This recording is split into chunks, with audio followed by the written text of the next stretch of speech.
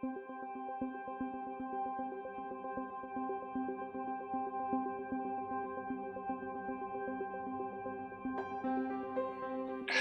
and welcome everyone. Thank you for joining today's session. Welcome you here to this webinar hosted by Elliptic and Coindesk. I'm David Carlisle, the Director of Policy and Regulatory Affairs at Elliptic. For those of you who may not know Elliptic, we're a blockchain analytics company that provides solutions for crypto asset exchanges and financial institutions to detect and prevent illicit activity and to ensure regulatory compliance. Now, in today's session, we're going to be looking at some of the looming changes in regulatory standards that are on the horizon and are likely to impact the crypto asset space for years to come. And specifically, we'll be discussing the work of the Financial Action Task Force, or FATF, the global standard-setting body for efforts to prevent money laundering and terrorist financing. Now, I think over the past couple of years, the FATF has become something of a household name across the crypto asset space, given all of its activity impacting the industry. Just a couple of weeks from now, actually the week of October 18th, the FATF is holding a plenary where it's expected to approve updates to its guidance on crypto, or virtual assets, as the FATF calls it, that will have a major and long-lasting impact on the crypto asset space. Now, as we'll talk about today, that updated guidance takes on topics like how to regulate DeFi, how to implement the travel rule, how to address risks related to stable coins, unhosted wallets, and plenty of other issues. And I think, as will become apparent in today's discussion, there's tremendous debate across the industry and between industry and the FATF and the public sector about whether those coming changes will be for better or for worse, and what impact they'll have on the industry. But either way, I think there's recognition and consensus that those updates and those changes to the FATF standards are going to have a major impact on the industry over the long term. And these are changes that are only now a couple weeks away, as I mentioned. Now, we're very fortunate today to have a really outstanding set of panelists to discuss the FATF's planned guidance that's coming up in a couple weeks and its potential impact on the crypto industry. We have with us Kristen Smith, the Executive Director of the Blockchain Association, Chris Q. Smith, the Chief Compliance Officer of Zodia, and Brian Walsh, the Deputy BSA Officer at BitGo. Before we get into the substance, let's just turn for a moment to each of the panelists to introduce themselves and their organizations. Kristen, how about we start with you?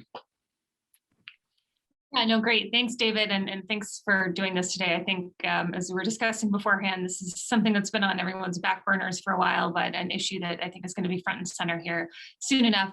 My name is Kristen Smith. I run the Blockchain Association, which is a trade association based in Washington, D.C. that works largely on federal public policy issues, trying to figure out what the solution should be, and then working with policymakers to implement them.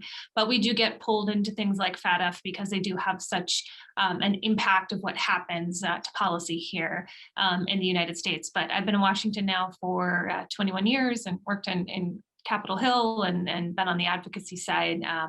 And I'm very excited to be here today. Well, thanks so much, Kristen. Great to have you here. And Chris, how about we turn to you? Hello, everyone. Thanks so much for having me here today. My name is Chris Q. Smith. I'm the Chief Compliance Officer at MLRO of Zodia, which is a crypto asset custodian by Standard Chartered and Northern Trust. I've been very heavily involved in crypto at various regulators now, Zodia for about 5 or 6 years. So very interested to take part in the discussion today. Thank you. Great, thanks, Chris. And Brian, introduce yourself to the crowd, please.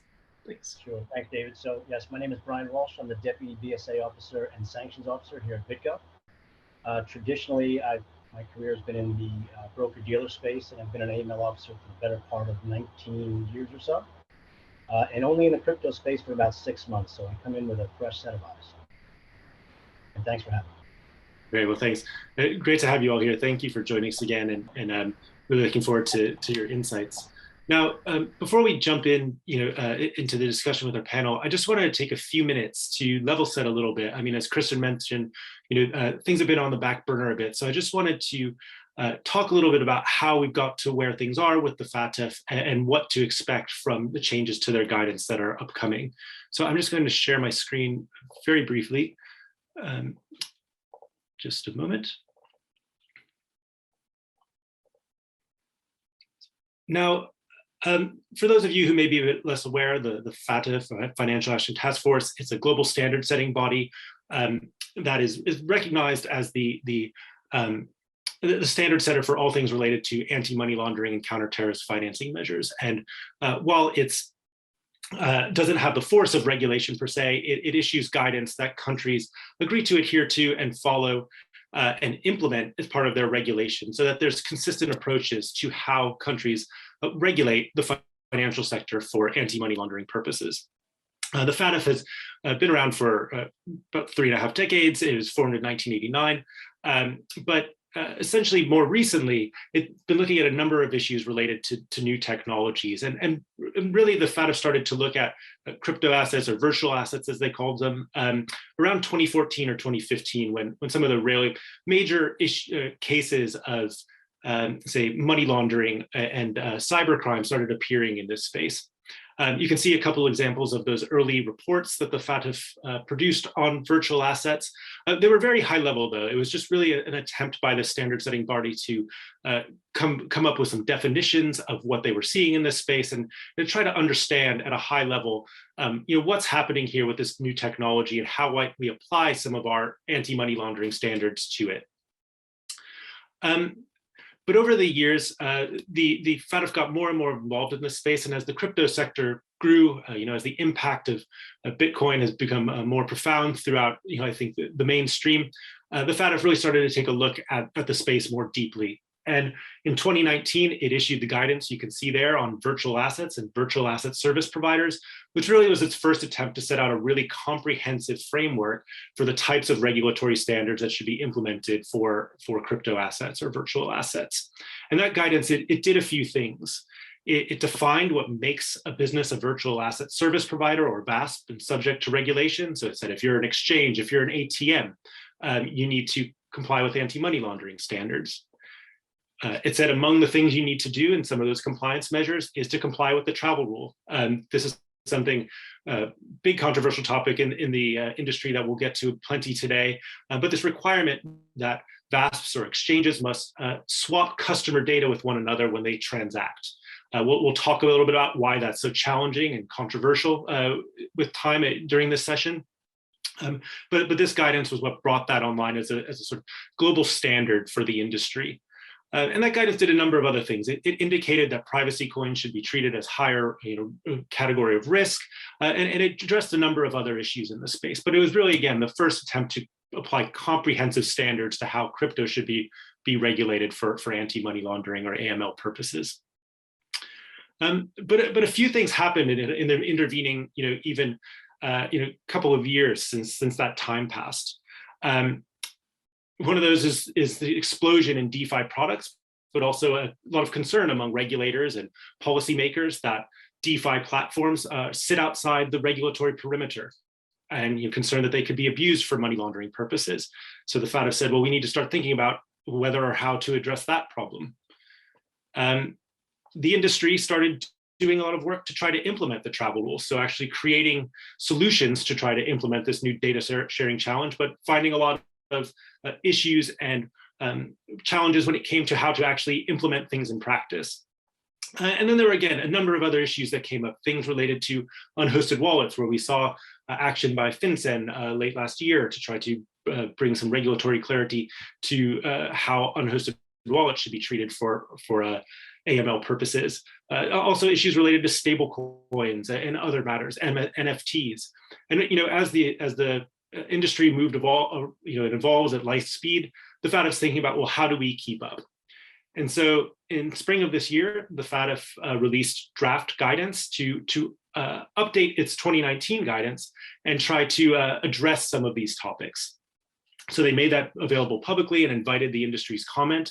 And that updated guidance, it does a few things and attempts to build on those earlier iterations.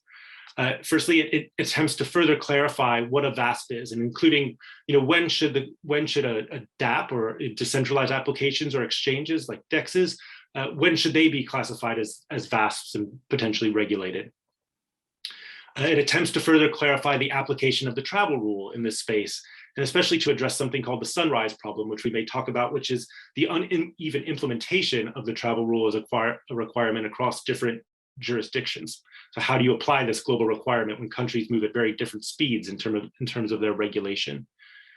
It requires VASP to conduct due diligence on one another. So if one exchange, if their customers send funds to another exchange, those VASP need to know something about one another and understand, is this VASP I'm transacting with in a sanctioned jurisdiction, for example?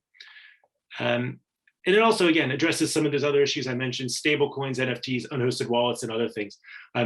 Unfortunately, no way we'll get to all of these things. It's a very meaty document, but has been a topic of tremendous discussion across the industry, and especially was earlier this spring. At Elliptic, we had a session with some of the co-chairs of the FATF Virtual Asset Contact Group, as you can see there, when they came to talk about the consultation when it was live. You can see that on our website.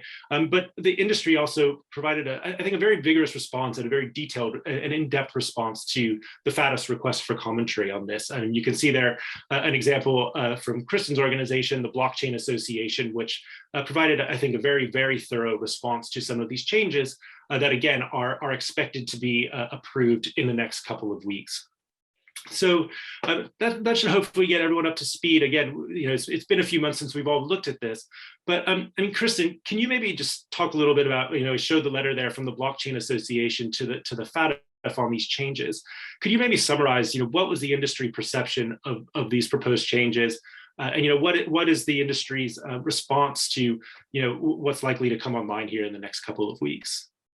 When this came out this past spring, the industry was actually very surprised to see that this proposed guidance had really quite a bit evolved from earlier versions. And the main concern that the industry had was when FATF attempted to clarify the definition of a VASP, they did so in a way that we in the industry believed can be interpreted to very much broadly expand what is a VASP. So even though there are carve-outs for things like software developers and other sort of validators, stakers, et cetera, when you read other parts of the language, it does appear that the definition of a VASP could include venture capitalists. It could include certain types of software developers. It could include multi-sig wallets, software, other sort of validators and miners, and that these were entities that, if you compare it to what FinCEN has done here in the United States,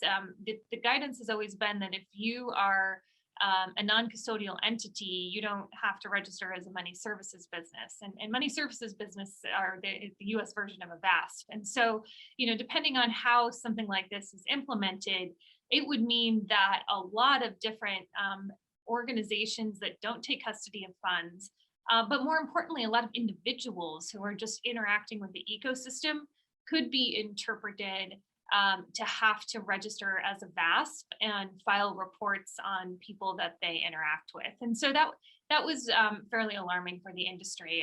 But as you noted, we prepared a comment letter. We've worked with the Treasury Department here in the United States and flagged some of these concerns. It does appear that as drafted, that there were some maybe unintended consequences, and there was a lot of receptivity to what we were saying. But I think what this hits on for the industry is there's so much happening so quickly, and that we're moving to a world where we don't have intermediaries that look and feel like what we're used to in the traditional world. And so what this showed is that we really need to do some creative thinking to think of how can we get to the end goals of preventing bad guys from doing bad stuff with crypto assets, but do it in a way that doesn't require all of us to be spying on each other, tracking each other's information. And that's, I think, the challenge that we have ahead. Yeah, thanks for that. And I think, the concept of whether new paradigms are going to be needed is probably, a topic we'll come back to a few times in this discussion. But, Kristen just spoke there, a bit about, some of the practical concerns about how this type of, these types of standards might be implemented. Chris and Brian, as people who work as compliance officers in the space who will ultimately sort of downstream from all of this and working to comply with some of the measures that the FATF has set out here. How do you perceive these type of changes? Do you see them as presenting serious practical challenges from where you are as a business? How do you perceive sort of the overarching framework that's been set out here? Chris, maybe we could start with you. Sure, thank you. I think, so first of all, as I mentioned earlier on, Exodia is a subsidiary within a banking group. And so things like travel rule the concept of a travel rule is not new. However, the implementation of it in crypto, of course, very much is. And so I think that whilst we agree with the regulatory principle, as Kristen was saying, of preventing financial crime and trying to make sure that people aren't transacting with criminals, I think the challenges that we see very much are on the practical level. There is no SWIFT equivalent in crypto asset. There is no one standard or one platform that will do me all of my travel identity information. And so what we are seeing is that we are having to adopt multiple different travel rule solutions and platforms to be able to achieve compliance with the travel rule. And this is something which is not just driven by regulation, it's also driven by our client base, which is typically other banks and large asset managers. It's a question we normally get asked in the RFQ process. And so I think it's whilst we agree on the regulatory principle of that, I think the practical implementation is going to be incredibly challenging over the coming years. And Brian, perhaps what are your thoughts on sort of the practical aspect of all of this?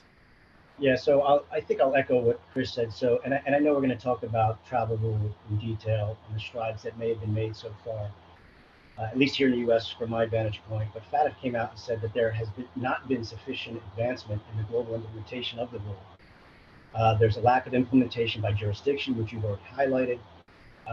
But all jurisdictions need to implement as soon as possible.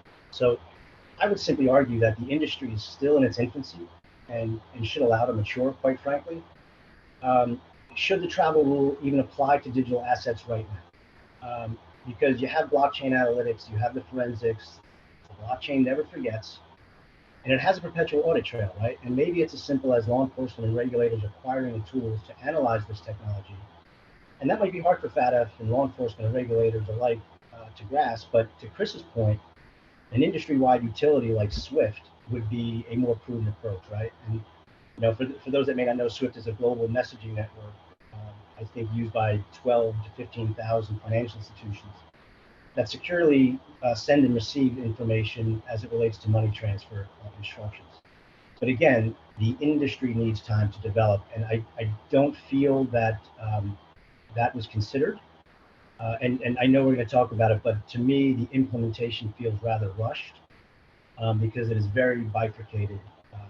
It's a very bifurcated approach today.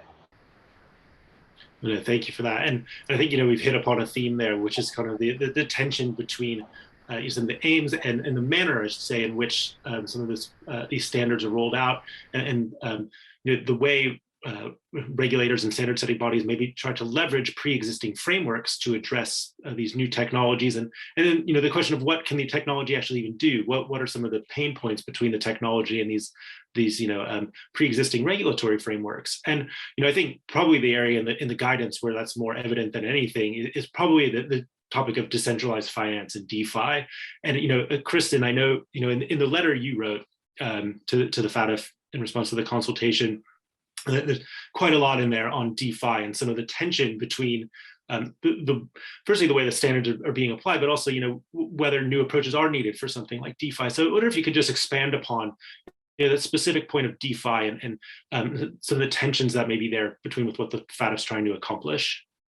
Yeah, no, I think, there were so many things that were covered in the FATF recommendations, but the applicability of the recommendations to DeFi, I think, was sort of the most alarming part of this to at least the participants in the industry that we work with. And DeFi is growing fast, but in the broad scheme of things, it's still incredibly early stages, and it's very sophisticated users that are using DeFi to figure out how to do lending, how to do trading of assets online. There's so many different pieces of this that can be put together to make different financial services and different financial products. And this is a space that we think ultimately is going to lead to much more lower cost financial services that are available to a broad base of consumers. It's not there today, but it's definitely, the work is going on that will lay the foundation for a new financial services system in the future. So this is clearly a very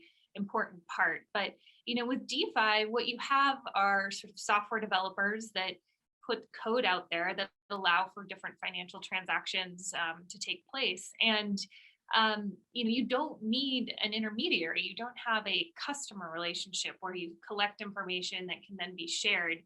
The trust lies in the code, that you trust the smart contract to execute it efficiently. And this could actually be better than a financial services institution, which you can have a lot of human error in there. You can have issues with whether or not all of the assets are being custodied correctly, and et cetera. And so DeFi does solve some of these unique problems. But from regulators, when you're looking at an anti-money laundering program, a lot of that relies on knowing somebody's information and being able to run that information through databases at OFAC and other places to make sure that whoever this person is that you're transacting with isn't, a terrorist or a money launderer or some other criminal. And I think, the important thing as we go forward is, and this goes to something that Brian and Chris alluded to, is blockchains are fundamentally different than the traditional financial services system in that there is a trail of information that is available and that is used today by law enforcement, with services like Elliptic, where they're able to go in and see and do an audit and figure out when somebody comes from fiat into crypto. Okay, we have that information. Maybe we don't have this crypto to crypto transfer, but if you trace it through, you can eventually piece it together and zero in on what's happening. What the worry is on the DeFi front is if a regulation like this goes through that requires every transaction that you do in a DeFi context to have information attached to it. That's a lot of information for individuals to collect from other individuals. And what's going to happen is there's going to be an incentive for there to be sort of a pool where we have all of the information that interacts with each other, and then a pool that we have no information on that never interacts with this other pool because there's sort of this de facto ban on transacting between those two spaces. So what we worry is going to happen is that the criminals are going to be working in this dark pool, transacting with one another. We'll have no information on how to find them.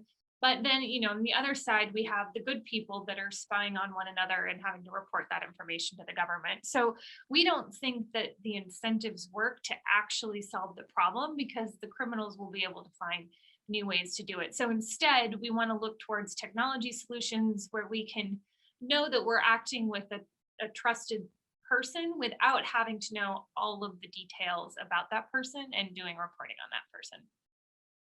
Yeah, and I think again it comes back to that point about what ways can we look to the technology and leverage it to potentially aid new paradigms or help us mature our approach to these things that doesn't just purely try to cut and paste what has been used before in other places to this new ecosystem. I think you put that really well. I mean, Chris, just staying on the topic of DeFi for just a minute, obviously you work with Zodia, which is itself a centralized business and owned by financial institutions. I mean, how are financial institutions and the banking sector thinking about the emergence of DeFi? I know we read a lot about now the institutional interest in DeFi, the potential for DeFi to disrupt the banking space. I mean, how are you thinking about that where you sit at Zodia? Yes, DeFi is an absolutely fascinating area. I think that right now we haven't had that much interest from clients, as I said earlier, really institutional only in the DeFi space as of yet. But I think a lot of people may have seen the Société Générale Forge application to make a DAO in respect of tokenized bonds, and I found that very interesting indeed. So maybe this will change over the coming years. I think so. Speaking very much from a personal perspective, I feel like DeFi kind of is where the word blockchain was about 5 years ago, right? A lot of people are using it. It's not being used particularly consistently. And But there is, and the challenge right now for everyone, I think, especially if you work in a big institution, is how am I able to kind of pass the good stuff and useful stuff from the stuff that's just frankly crazy? Because there's going to be a lot of really useful things there that we can deliver clients and value that we can deliver clients and efficiencies and cost reduction. But I don't think we're quite clear on what those are just yet. Equally, I think the regulators right now they will say they're quite open-minded and so on and so forth and pro-innovation, but behind closed doors, typically the conversation is, a lot more skeptical when it comes to DeFi. As I think I think the FATF consultation makes DeFi's life difficult almost deliberately, because it does feel a little bit like a black hole, as Kristen was speaking about earlier. Yeah, thanks. And I think it's going to be interesting to see, I think, where the FATF comes out on this in the final guidance with all its, with any revisions. And I think there's really going to be one of the topics to watch, over the coming couple of years. And something we're certainly focused on Elliptic. We're going to be releasing some research on this topic, before the end of the year. So could probably do a whole session on this one, that one topic alone. But one thing I do want to turn to is the travel rule. I mean, that's been, one of the most controversial issues in the crypto space for, a couple of years now. And, as we alluded to at the top, one of the most technically challenging. And, while the, the FATF new, updated guidance intends to provide, a bit more clarity on, how it can be implemented and how the industry can tackle some of the challenges. My own impression, it does seem to leave a lot of unanswered questions, but, the message from the FATF really is, and I think, Brian, you mentioned it's, they want to see the industry implement this now. They don't want things to take too long. So, I mean, Brian, with that in mind, and some of the topics we discussed before, could you just provide a quick update on, what's the current status of travel rule solutions development and implementation among, especially VASPs in the US where you are, and how is the industry progressing, even in light of some of the challenges? Yeah, sure. That's a loaded question. So my firm, BitGo, participates in the United States Travel Working Group, or now it's known as TRUST, which is a pretty smart acronym, the Travel Rule Universal Solution Technology. I think I got that right. This is a coalition of about 20 virtual currency industry participants currently, with Coinbase as the operator. So it was formed for the purpose of designing a compliance solution meant to overcome the various technical challenges inherent to applying the travel rule to digital asset transactions, while ensuring the security of the sensitive and personal information involved, right? So that's a loaded statement. The solution has been designed to ensure that the data held or shared is secure, and will be shared only with the correct counterparties, meaning the 20 or so participating members. So what exists today includes a centralized system to share the virtual currency transaction addresses with other solution users in an encrypted manner. There's a process whereby financial institutions such as BitGo can prove their ownership of a recipient address, so the originating firm knows where to send the personal identifiable information, or PII. There's a contractual and governance framework for minimizing the amount of time between the initiation of the transaction and the transmission of the travel rule data. And we can touch on that, but there's a framework to objectively vet the security practices and the AML and sanction standards of each financial institution seeking to participate in the solution. And lastly, I'd say that there's testing of the overall resiliency and security of this solution. So with all that said, just a couple of months ago, Coinbase and BitGo transmitted fake PII, or the personal identifiable information, between each other in a test region. So we are pretty far down the road, but with quite a bit of work still to be completed. So the structure's there, the framework is there, but still pieces need to be implemented. Thanks for that. Thanks for that update, and for some of the detail you provide there. I think it really highlights how much is going into solving this particular problem, and just the level of work that is even required for, say, two companies to be able to do this, let alone hundreds or thousands globally. You spoke about the technical challenge there. as I mentioned at the beginning, though, there's also this broader sort of policy-related challenge of the fact that when countries have to implement these requirements locally, they're often moving at very different speeds. So, I mean, what is really the biggest obstacle here? Is it purely a technical challenge? Is it more of a policy problem? Brian, maybe we can start with you and then turn to Chris on that one. Yeah, I mean, really great question, right? I mean, because the consortium that we are part of, that BitGo is part of, is simply just a piece to the larger puzzle, right? We are only 20 firms here in the US. Granted, we're mostly global firms, but all basically trying to create this solution from a US-centric standpoint, right? But if we talk about some of the current challenges that this consortium is challenged with, I would say time is certainly one of them.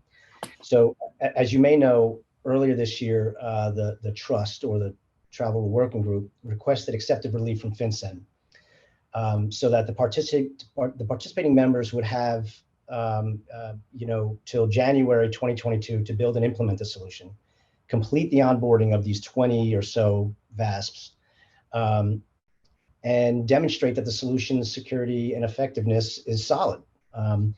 And to your question about the jurisdictional disconnect here, part of the relief considers whether, or the relief that we asked for, considers whether a counterparty to a transaction is a financial institution that either failed to meet the solution's onboarding standards or does not participate in the solution at all. So there could be other US entities that don't participate in the solution, or firms in different geographies that aren't part of the solution. So the accepted relief, to me, is obvious that, well, we clearly are not going to share personal identifiable information or travel rule data with firms that are not part of our solution, or have failed to meet the objectives to become part of the solution. So I know that's a roundabout way to answer your question about the geography and the disconnect, but it goes beyond just geography. It's about connecting with different solutions as well. Yeah, no, I think you highlighted all the different facets of this and everything that has to go into it to make it work. And you touched upon one of the issues there that I mentioned at the top, this notion of VASP to VASP due diligence that's thrown in there. This need to be able to assess the risk of your VASP counterparties, which is another topic we're very focused on at working on solving at Elliptic. But I mean, Chris, what are your thoughts about some of Brian's take there, and what do you see as some of the biggest challenges, or maybe the biggest challenge when it comes to successfully getting the travel rule done? Yeah, sure. So I think that first of all, I think we've all accepted now that travel rule is here, right? And we can't get away from it. So we should direct all energy to making sure that we are able to comply with it in as efficient a way as possible. And I think at the beginning, we mentioned the sunrise issue, right? So multiple jurisdictions implementing at different times. And so right now, I think the travel rule is law in the US, Singapore, and Switzerland. We are in the UK, where it's not yet law. We are nevertheless implementing the travel rule, though, because that's what our clients have asked us to do. Now, what one of our challenges is, and Brian mentioned it already, is when you're interfacing with a counterparty VASP that doesn't implement travel rule. So getting that identity information from them is incredibly challenging. Obviously, we put them through the due diligence process as well, which again has some challenges. Normally, though, we find that when we talk to VASPs in highly regulated countries, this is less of a problem, but it's still quite challenging from an operational point of view. And so, David, you asked about how are we sort of tackling it, and previously I'd mentioned we're thinking probably a collection of different platforms and solutions. And so, as and when we decide to move into the US market, obviously trust will hopefully be one of the solutions that we will be able to use there. In other parts of the world, there are vendor solutions that have come up. There are things like the travel rule protocol, which we are very heavily involved in. There's a messaging standard that is actually very well designed, the IVMS 101 standard. But I think that the implementation across the world is incredibly patchy, and given the global nature of these transactions, that it makes life very challenging if you are sitting in the compliance unit of a VASP. I think that I think the best solution is if all VASPs everywhere just decided that yes, okay, travel rule is here to stay, and we have to get on board, or we're going to have some quite serious regulatory problems down the line. That would make everyone's lives easier, right? If we could all just kind of like row in the same direction, I think that is the best way of approaching this, because, and one other point before I shut up, is that, and I think either yourself, David, or Kristen touched on it as well, was around this national implementation, right? So yes, there's the FATF, and as detailed as it is still only a FATF international standard. There's a lot more work that has to happen at a national level to make this an actual legal and regulatory reality for VASPs. So from our perspective, both the EU and the UK HM Treasury issued consultations this year that intend to include travel law in the scope of their own regulations in those jurisdictions. And so what we're trying to do is to actually get operationally ready before they become law. Otherwise, we'll have to end up rushing implementation, and whatever we build probably won't be fit for purpose if it's rushed.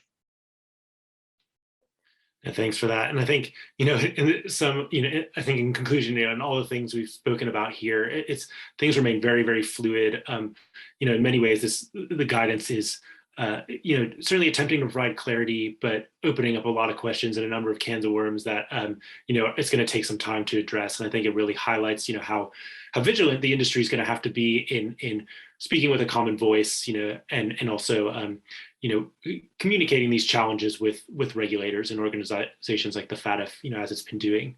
Now, with some of the time we have left, I do want to just turn to some questions from the audience, because we've got a number of them here. And the first one is one I'll direct to it's actually directed to Kristen. It says, the Blockchain Association position on DeFi seems to take a fairly libertarian perspective. Do you feel you're sufficiently acknowledging some of the real threats that could be posed by new technology? Do you feel you need to, should you be acknowledging the risks more in a more concerted way, and seek to influence the controls imposed by governments? I suppose the question, suggesting, are you denying that there's risks and problems here when it comes to the DeFi space, and that should just be left alone? Yeah, no, listen, I think it's important to understand the risk versus the benefits, right? I think people who work in this industry see a potential to really change a lot of address a lot of the flaws that we have with current financial services system, with the Web 3.0, with what we're seeing with sort of this revolution going on with gaming and social tokens and NFTs and other things. And so there is a lot of good that is emerging and that will come from this. And yes, of course, we also know that bad guys use crypto for crimes like that. No one is denying that, but they also use dollars. They use laptops, they use Zoom, right? I mean, there are a lot of tools out there today that criminals use to do their jobs. And what we want to do is find the right kind of way to make sure that the law enforcement has the ability to track down the bad guys, but by putting the old system onto this new technology, it's actually just going to push the bad guys into a dark place where we're not going to be able to have any insight into what's going on. And so what we'd rather do is step back, have a conversation about what is the information that's actually needed. How can we get that piece of information effectively into the hands of law enforcement? And how can we leverage all of these tools that technologists have built, like Elliptic, that allow us to go out and find the actual bad guys? Because I think, as we saw with like the release of the FinCEN files in the US, there's just a lot of stuff going on with our traditional system. A lot of reporting, a lot of information that goes, it's not effective, right? It's just making us feel good that we're collecting all of this information, but it's not always the most effective way to get these guys. So since we're at the beginning and we're building this new system, we want to look at what is the information we actually need to go do this. So yeah, I think that we certainly do acknowledge the risks, but building a new system to look just like the old system isn't a new system. We need to think more creatively. Yeah, no, great. Thanks for that. And, it gets in part to another question someone asked here. That's, how can regulators balance the need to quickly implement AML to these new technologies and other controls, without stifling the industry? What's the appropriate way, to get a balance and react with speed to some of the new technology, while also not just, throwing out, the old framework completely? Chris, as someone who also has experience having worked with as a regulator in the past and is now in the financial sector yourself, I mean, how do you think about something like that? I mean, how can regulators do that? Or can we expect them to at all? Yeah, it's always I mean, especially since let's take a step back, bigger picture, like fintech, right? And of which I think a lot of regulators see crypto as a part. That's always been the biggest challenge, right? How do you let responsible innovation flourish, whilst at the same time managing any sort of risks that may come with that sort of innovation? I think that every regulator around the world kind of has on that spectrum between being more relaxed and more strict. They all sit somewhere, and I think that when it comes to things regarding financial crime, however, normally regulators do go towards that stricter kind of end of that spectrum, right? Because I think that there's an expectation by the governments and peoples of the countries around the world that regulators should be clamping down on financial crime. When it comes to crypto assets specifically, again, as I said, the FATF guidance there is aimed actually at governments, right, to implement in their national laws and regulations. And so I think that a lot of the detail as to how we accomplish this will come out of those national legislation. But to Christian's point, you shouldn't be just copy pasting something from the old world directly onto the new world. One of the things that did concern me slightly actually in the FATF guidance was that they are incredibly prescriptive. Like there is in some ways it's actually quite helpful in terms of what are the regulatory expectations. But on the other hand, the more detailed you are in regulation, the less room there is to meet the spirit of that regulation in a different way to what might have happened previously. And I think that is part of my concern with the FATF, the upcoming to be released FATF guidance is, will there be enough room for useful, incredibly powerful, useful platforms that do meet the spirit of regulation, but may not necessarily operate in the exact point-to-point kind of and precise steps that are prescribed there, but still achieve the right sort of outcome. No, thanks for that. And I think hearing about towards the end of 40 minutes, I think what we're getting to is while this maybe represent a real honest attempt by the FATF and regulators to address these new technologies, clearly we see there are a lot of unanswered questions, a lot of things that still need to be resolved, and a lot's going to happen to make sure that this is done in a way that addresses the risks in a genuine fashion without hampering innovation. Now, with that, I just want to close out with a question to everyone on the panel, and we'll go down the line on this one. But with this looming guidance coming out, expecting it again in a couple weeks' time, if there's one change to it that you would like to see, or one thing about it you'd like to see done differently, what would that be? So, Brian, maybe we can start on that one with you, and we'll go across the panel. Yeah, sure. I think I might echo a couple of comments that Chris and Kristen made. And this may not be a popular way to start the commentary, but I would like to see more regulatory engagement. A listening tour, I think, would be great. What we saw play out in the media a couple weeks ago with a large firm here in the US and the SEC, quite frankly, I didn't find it very productive. There's legitimate concern over whether regulators, their approach will stifle innovation, right? And we've said that on this call.